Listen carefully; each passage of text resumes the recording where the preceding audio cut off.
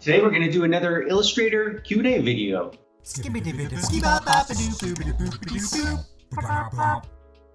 Hello and welcome, my name is Doodlemachine. Thank you for joining me for another Illustrator Q&A video. This is the second time I've done a video in this style, so if you have questions for the next Q&A, please leave them in the comments below. I'm going to do this once a month at the start of the month, as long as I'm, getting some questions. Okay, the first question, there wasn't a name on this one. It says, I'd like to ask, what exactly makes a personal project stand out?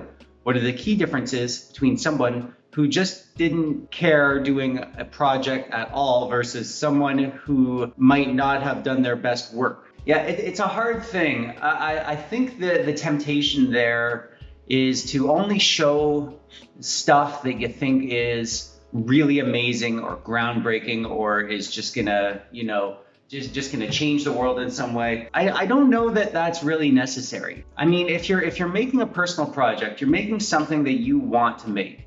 You're making something that makes you happy, something that when you're done, if you want to share it, you're obviously proud of and you enjoy it enough. I mean, there will be people it resonates with, and you can't really choose what resonates with people. I mean, sometimes you'll put your heart and soul into a piece, you'll put it out there and it doesn't really get much traction. And then there's something you just whip up quick and you don't even know if you're gonna share it, and you just toss it up on your Facebook or Instagram or whatever, and it gets a ton of attention. You don't really get to choose. And I think it's the job of an artist just to not really worry about the reception of their work. Just make stuff that you think has value, make stuff that you think people will enjoy, make stuff that you enjoy making, and make stuff just to perfect your craft and share it with the world. And some of it will land and some of it won't, and that's really beyond your control. Your job is just to make art from your heart, and if people are drawn to it or not, that's just the fate of that piece, and that's all there is to it. Okay, Robert asks, do you or many other artists switch art forms from time to time, or do you normally stick with the one format throughout your career? And he has a second question that's sort of similar. Has technology changed art or artists in a positive way or negatively as far as maintaining a particular personal style? Yeah, I think it's a common thing to change the style or maybe even the form of your art. I mean, maybe it's out of boredom or just needing a change, or you've discovered some new way of doing things, and you want to start doing more of that thing, and then that just kind of becomes part of the way that you do things moving forward from that point on. There's been many times where I'm experimenting and playing around, and I'll come up with something. For example, the way I do drop shadows, in my paintings, for instance, I like to put like little shadows underneath my shapes to kind of give it a collagey 3D feel. And that's something I came up with just as I was playing around with paint. And it's something I found that works, and I started using it all the time. And I use it in my paintings, I use it in my digital stuff now. And that's a method, that's not talking about changing forms, but I think changing forms of art can be the same. Like let's say some new piece of technology comes along, like for instance, TikTok. TikTok has, exploded over the last few years. TikTok comes along, you're like, oh, okay, I'm gonna make a little fun TikTok video. And you do that and it takes off, or you just enjoy doing it. That becomes part of the way you do things, and you're a TikTok artist now, or whatever it may be. Some, new piece of technology comes along. I think that the core of what makes your art, like your sense of humor, the way your visual sense, the design language that you gravitate to, these things will always be part of everything you make. But I don't think the actual technology that you use to make that thing really matters. Whether you're making a picture for TikTok or Instagram, or if you're making a painting to sell in an art gallery, or if you're making a drawing to share, in a contest on Facebook, or whatever it may be, whatever technology and style that you're working with, it's still going to be your art in the end. And I don't really think the medium matters. And as for your other question, has technology changed art or artists in a positive way as far as maintaining a personal style? Technology has always changed art. Since the caveman days. Like, if there is a new way of doing something, a new piece of technology that can allow you to express yourself better, or to capture the world, or to whatever it is, yes, it's going to change art. And that's a great thing. Okay, so here's an example. One of the main jobs of an artist in the past was to capture real life, to capture moments, because we didn't have like video or photography or anything like that yet. So an artist's job was to paint a portrait of me so that my grandkids could know what I looked like. There was no way to do that without photography except for the artist. The artist's job was to make realistic paintings, that were believable. There was lots of artistic license that was allowed, and you could create these fantastic scenes that didn't actually exist and stuff like that. But a big part of an artist's job was to make as realistic as possible, as believable as possible. And then photography comes along, and suddenly you don't need an artist to capture exactly what you look like. So you remember, like you're a 25-year-old businessman and you want a portrait of yourself so that when you're a 60-year-old retired businessman, you'll remember what you looked like when you were a handsome young businessman at the height of your success. You don't need an artist to do that anymore. A photographer can just take a picture. And so that kind of freed artists, painters, to not focus so much on realistic stuff. And this was the start of abstract art. This was the start of expressionism, impressionism. All these art movements that were not based on capturing the world as it was and make it believable, but capturing the artist's feelings and allow them to experiment and create new styles of art. Like, for example, abstract art that never existed before. These visual ideas didn't exist yet.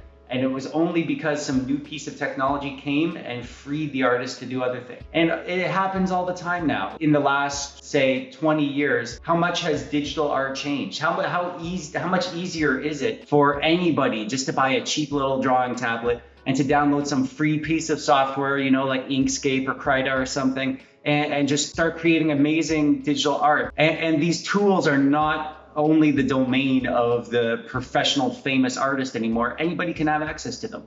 And that's an amazing thing. And there will be new tools that come along in the future. For example, the world of like 3D printing.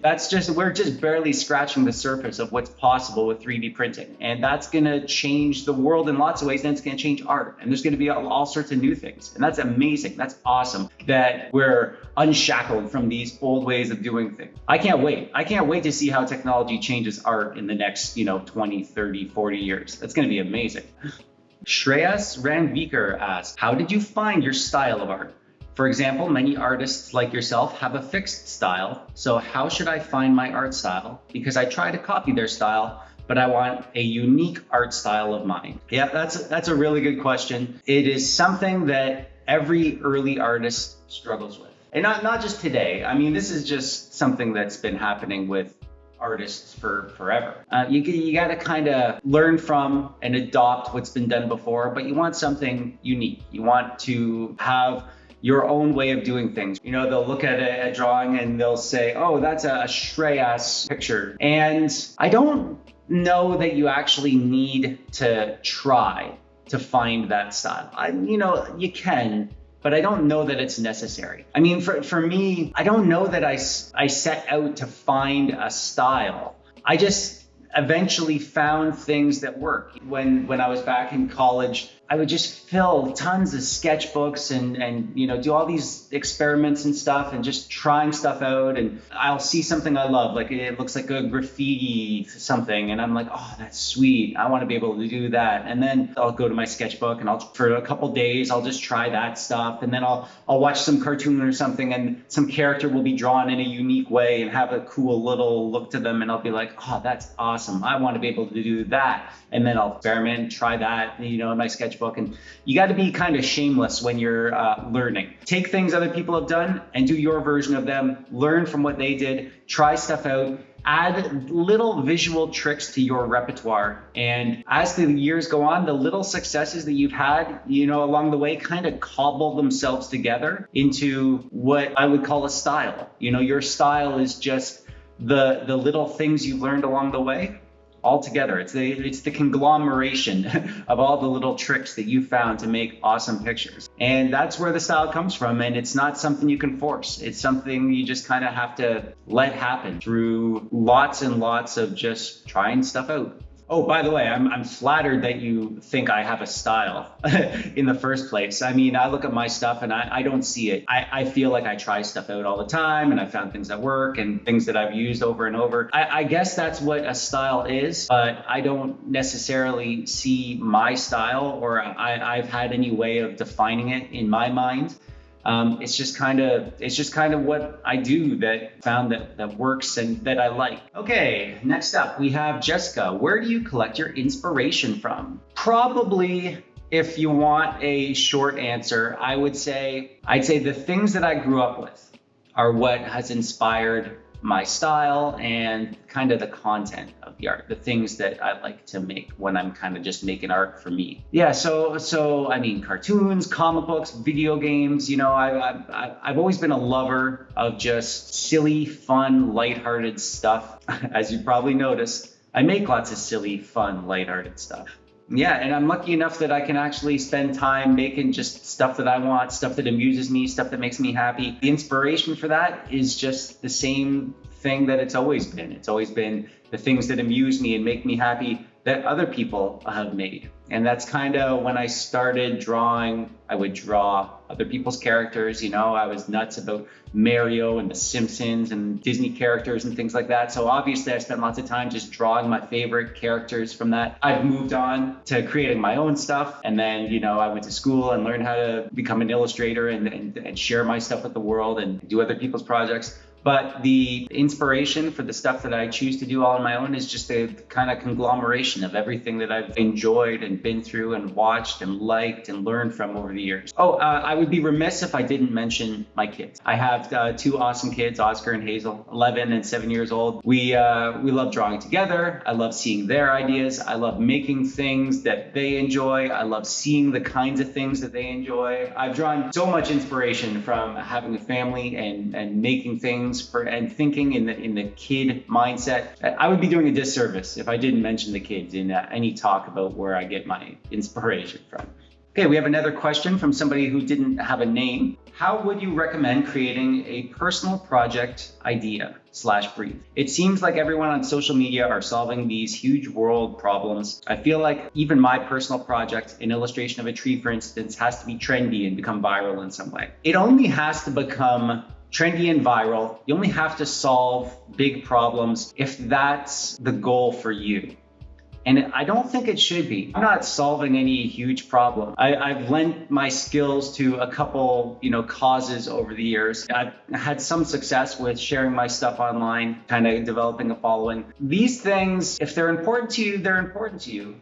And you should seek them out if that's the case. But I don't think that art needs to fit into that category. I don't think that art or illustration or drawing needs to solve big problems. I don't think it needs to become viral or anything.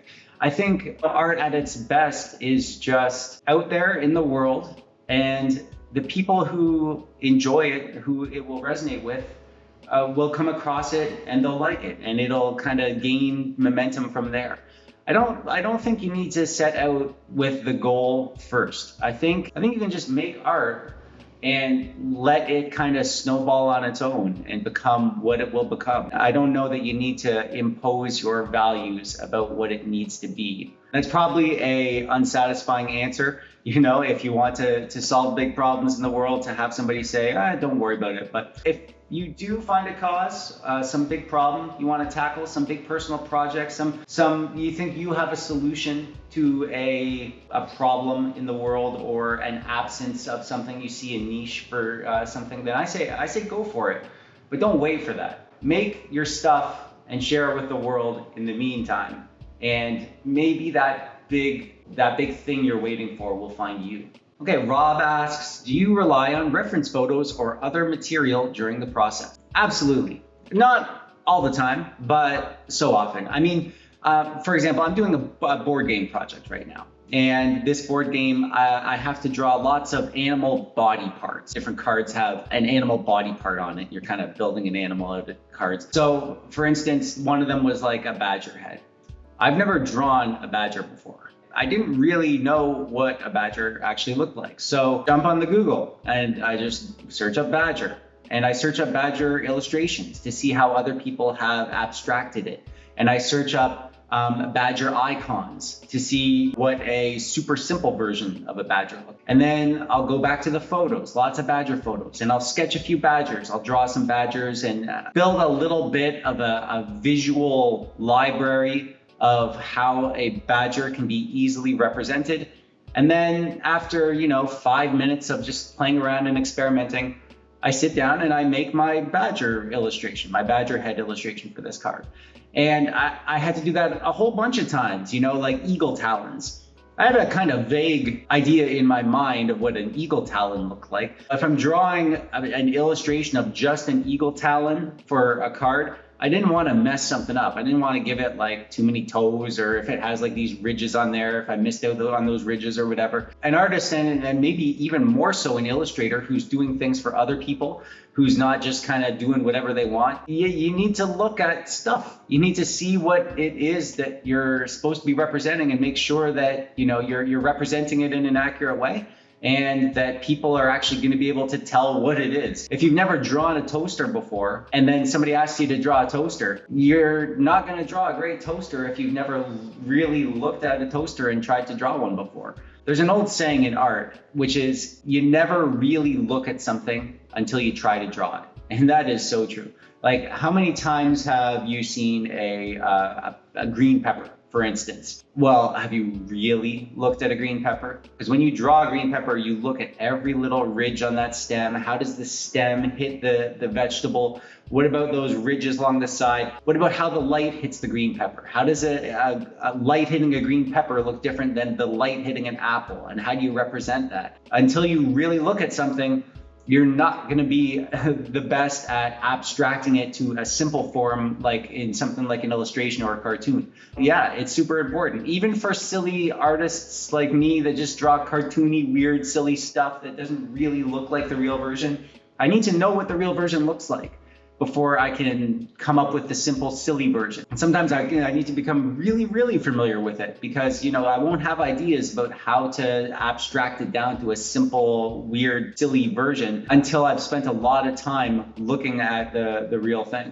Okay, Jason asks, dealing with perfectionism, keeping it loose, finding inspiration. These are some ideas I try to get through to my own young artist. He says his kids can spend an hour perfecting an ovoid shape for the head and often leave it unfinished. Well, I mean, Jason, if you're an artist like me, then you went through the same thing when you were a kid. I used to have this binder full of lined paper. I drew so much that my family, we just couldn't afford sketchbooks for me all the time. So I would just buy big packs of lined paper, because I would do like 50 drawings in a night on this line paper. Sometimes I would start drawing and then 2 seconds into a drawing realize I've messed it up and just throw it away and move on to the next. And for kids especially, they have a very kind of start to finish way of looking at art. They want to get to the finish, just the straightest line to that point. Experimenting and making mistakes and kind of massaging your art to kind of get to the point at the end doesn't really jive with the way little kids think. At least it doesn't with my kids. It didn't with me when I was a kid, and it sounds like it doesn't jive that way with your kid. I do an art club for kids. That's one of the things that you got to kind of keep reminding them. Let them get frustrated and remind them that mistakes are part of art. I think one of the important things is demonstrating, for sure. If you notice that they constantly get frustrated when they can't make something perfect, and then they just kind of scrap the idea and try something else. Seeing you draw, oh, this shape of the head is weird. Okay, let's make it work anyway. Maybe I can make it a kind of silly, weird version of that. Or, to see you struggle through the decisions and kind of come out with something that looks good, even though you made mistakes along the way. Having them see that's obviously demonstrating the kind of something that I think we're still all guilty of. This scourge of perfectionism, not even just in art. I think it's just in life in general, especially in this world of like sharing your stuff on social media. You know, everybody's under a microscope. Everybody's lives are just out there and to be judged by other people. I think the scourge of perfectionism is kind of deeply rooted in our lives and in our culture. And I think art is kind of like representative of a larger, I don't know that I'll call it a problem, but just a larger phenomenon. The same way that when you're a kid, you want your picture to be perfect, and so you don't want to experiment and make mistakes to get to the point where, you know, it's great. As you become a more experienced artist, you kind of put those ways of doing things aside and you kind of just like, whatever happens. I'm going to make mistakes and try to. I think life is the same way. You want things to be perfect. You want, you know, everything to work out perfectly. And then the older you get, the more you realize that it's never going to be perfect. You have to make mistakes. It's okay. And you kind of loosen up. You know, like these retired people that are just like nothing phases them. They're just like, whatever, you know, whatever happens.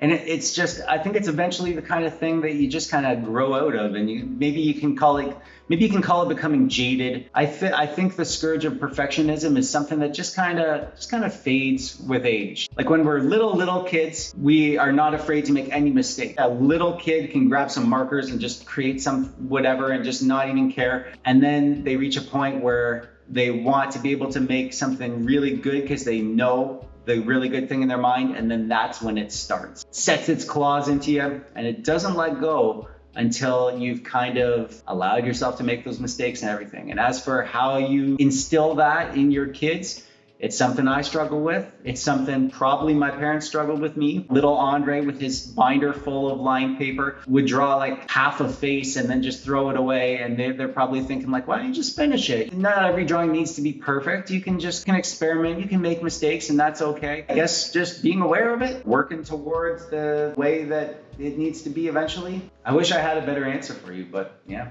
it's something that we all struggled with and we're all still struggling with, I think.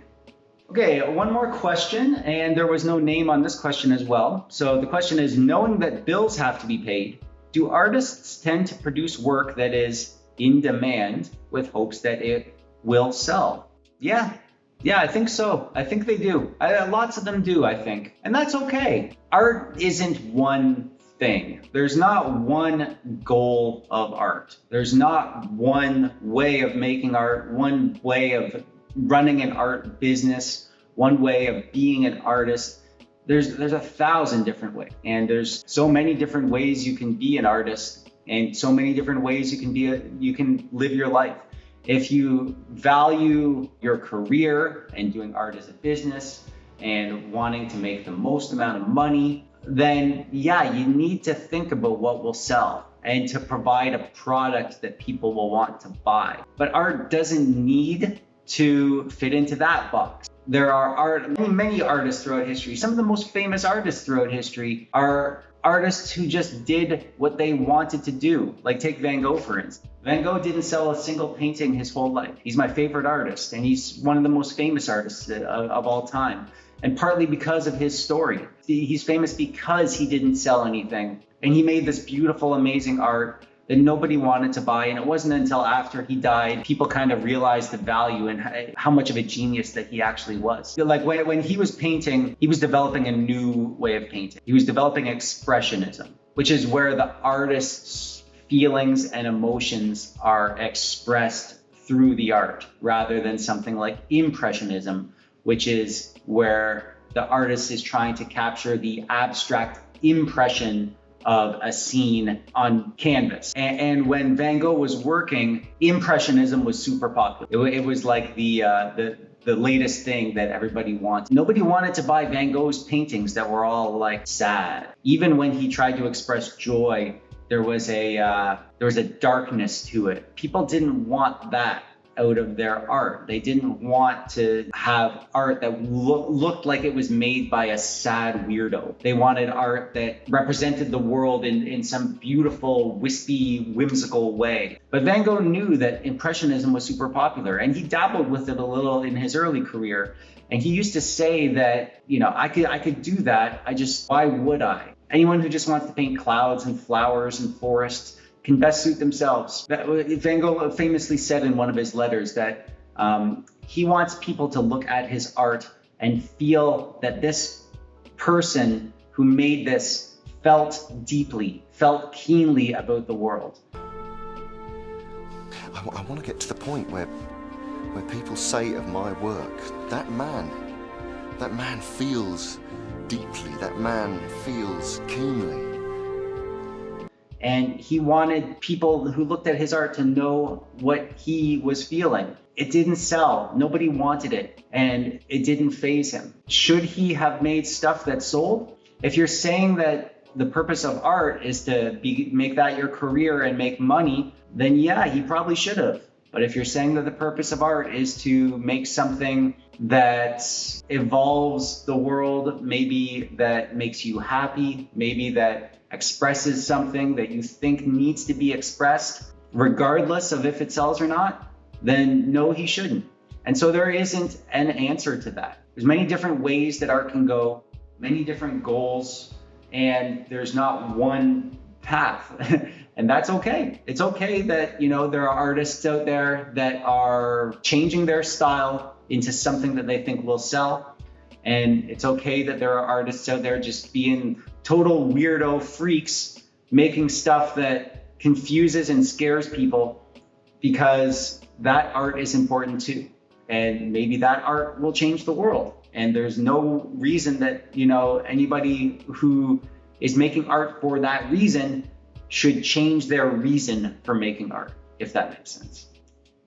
And that brings us to the end. So please let me know in the comments below if you have any questions for next month's Q&A. Just leave a question below, and I'm going to keep this Q&A going as long as there's questions. I'm not going to do it if there's only 1 or 2 questions. So, share this with anybody you think would get some value from it, or anybody you think would enjoy, or anybody who you think might have a question, and maybe we can grow this into something bigger and something special. So thank you so much for listening to me blather on for the last, I don't know, what has it been, 30 minutes or so? Leave your questions below, and while you're down there, click the thumbs up button if you like the video, or the thumbs down button if you dislike it. Subscribe so you don't miss any of my videos. And as always, thanks for watching.